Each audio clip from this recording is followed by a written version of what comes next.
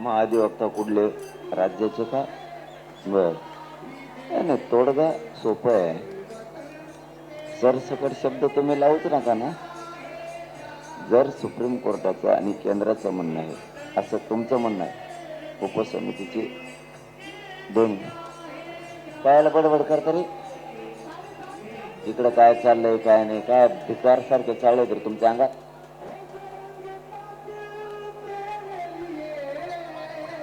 जर तुमचं म्हणणं आहे उपसमितीची 2 वेळेस आज बैठक झाली, मला तर माहित नाही,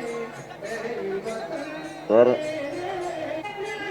काय निर्णय आहे केंद्र सरकारचा का सुप्रीम?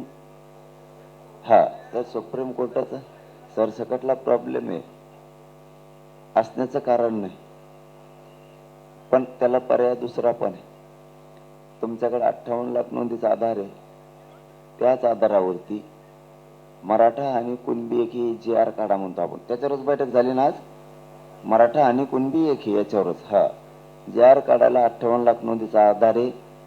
ज्या मराठ्यांच्या कुणबी नोंदी सापडलेल्या आणि ज्या मराठ्यांच्या सापडलेल्या नाहीत त्यांची पोटजात उपजात म्हणून आपण आरक्षण घ्या सरसकट शब्द वापरूच नका ना. त्या 58 लाख नोंदीच्या आधारावरती JR काढा, अध्यादेश काढा की मराठा कुणबी ही पोटजात उपजात आहे. तोच कायद्याचा 2012चा रूल सांगतो.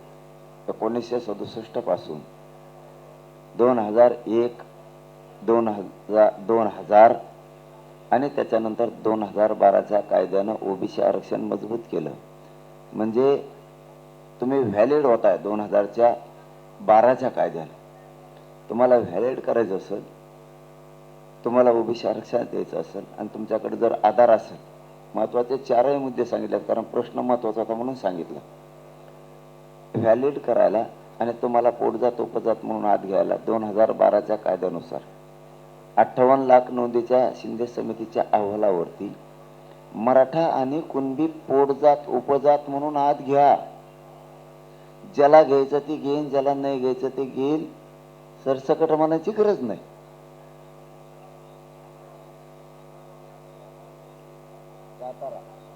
सातारा आता isakal.com आहे देशातील नंबर 1 ची मराठी न्यूज वेबसाईट.